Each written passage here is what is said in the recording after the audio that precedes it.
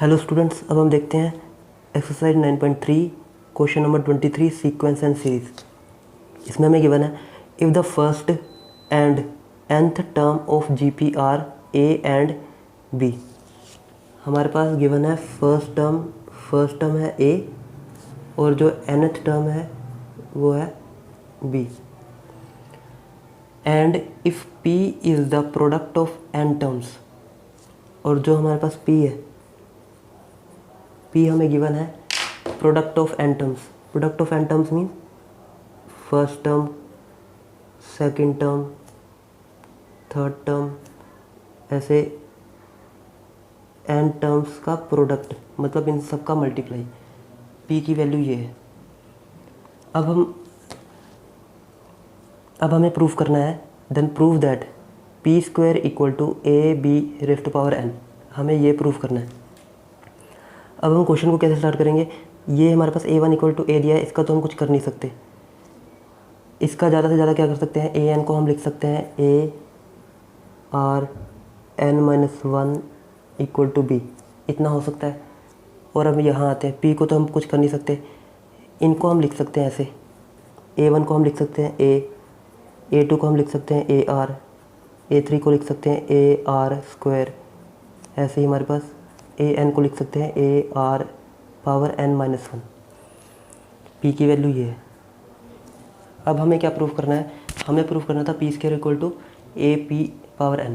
तो हम क्या करते हैं, पहले a और b, ये a और b का मल्टीप्लाई कर देते हैं, इधर जो आएगा, उसके बाद p जो हमारे पास है उसका स्क्वायर कर देंगे, जो इधर आएगा दोनों को इक्वल कर देंगे, फिर हमारा आंसर आ जाएगा अगर दोनों इक्वल हो गए।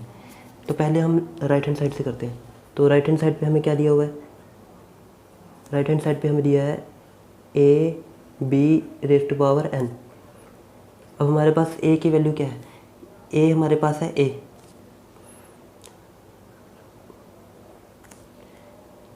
और b हमारे पास है ए आर n-1। b हमारे पास है ए आर n-1 और इस पूरे की power n।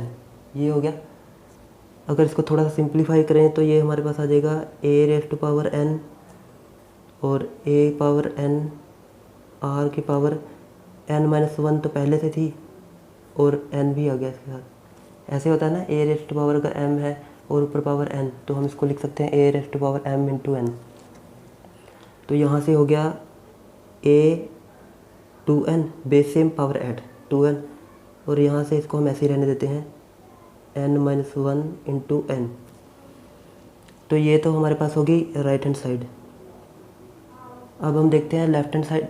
Left hand side अगर इतना आ गया तो समझ लो ये हमारा प्रूफ हो गया। तब हम लेफ्ट हैंड साइड पे जाते हैं। लेफ्ट हैंड साइड हमें क्या दिया हुआ है, ये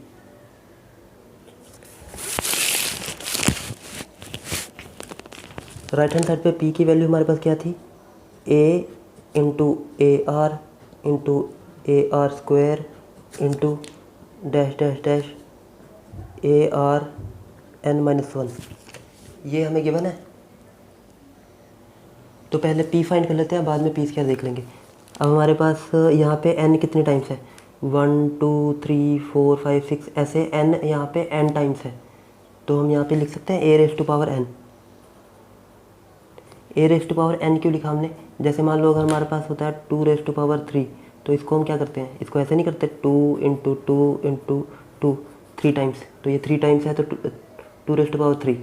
अब यहाँ पे हमारे पास a कितनी बार है मल्टीप्लाई में, यहाँ पे मल्टीप्लाई, तो यहाँ पे हमारे पास a कितनी बार है, n टाइम्स है। तो a को भी हमने क्या लिख दिया, पावर n।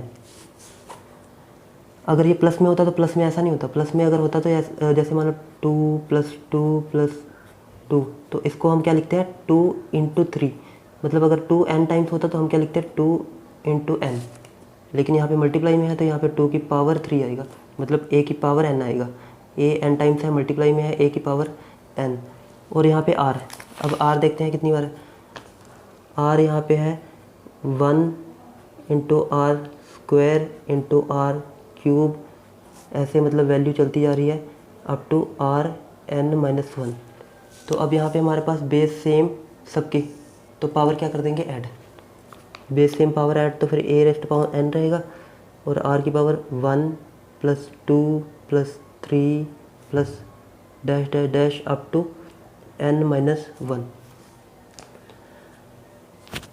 अब हमारे पास एक सम ऑफ एन टर्म्स का एक फॉर्मूला होता है। जैसे अगर हमारे पास sum of n terms, sum of first n natural number, first n natural numbers, जैसे 1 प्लस 2 प्लस 3 प्लस ऐसे n तक होता है, तो इसका फॉर्मूला होता है हमारे पास n इंटू एन प्लस 1/2। ये होता है 1 से लेके n तक अगर हमने सबको ऐड करना तो ये फॉर्मूला होता है। तो यहाँ पे हमारे पास 1 से लेके n-1 है, तो मतलब यहाँ पे 1 प्लस 2 प्लस 3, यहाँ पे n नहीं होगा, n-1 है, तो मतलब जहाँ पे n था वहाँ पे क्या आ जाएगा, n-1। तो मतलब इसकी जगह पे n-1 और इसकी जगह पे n-1 प्लस 1/2। तो मतलब ये फॉर्मूला हो गया हमारे पास n-1 और ये तो कैंसिल n। तो फॉर्मूला क्या बन गया हमारा, n-1/2। ये हो गया। तो मतलब इसकी पूरे की जगह पे हम ये लिख देंगे। तो यहाँ पे क्या आ गया, यहाँ पे a रेज़ टू पावर तो n था, और r की पावर क्या आई, n-1/2 इतना आया। ये हमारे p की वैल्यू आई। लेकिन हमें क्या फाइंड करना था, p²। तो अब हम दोनों तरफ स्केयरिंग कर देंगे, इसकी स्केयरिंग करेंगे और इसका भी स्केयरिंग, ar यहाँ पे n-1/2 और पूरे का स्क्वायर। अब ये स्क्वायर अंदर मल्टीप्लाई होगा, तो यहाँ पे स्क्वायर 2 से n से मल्टीप्लाई होगा, a⁴n, और जब इससे मल्टीप्लाई होगा n-1/2, इससे मल्टीप्लाई हुआ 2 से 2 कैंसिल, तो यहाँ पे रह गया a⁴n r की पावर n-1। तो यहाँ पे p² की वैल्यू आ गई इतनी। तो ये हमारे पास हो गया लेफ्ट हैंड साइड। तो हमारे पास ये देखो राइट हैंड साइड पे क्या आया था, a⁴2n r n-1 into n, और यहाँ पे a⁴2n r n-1। तो यहाँ पे left hand side equal to right hand side proof कर दिया हमने।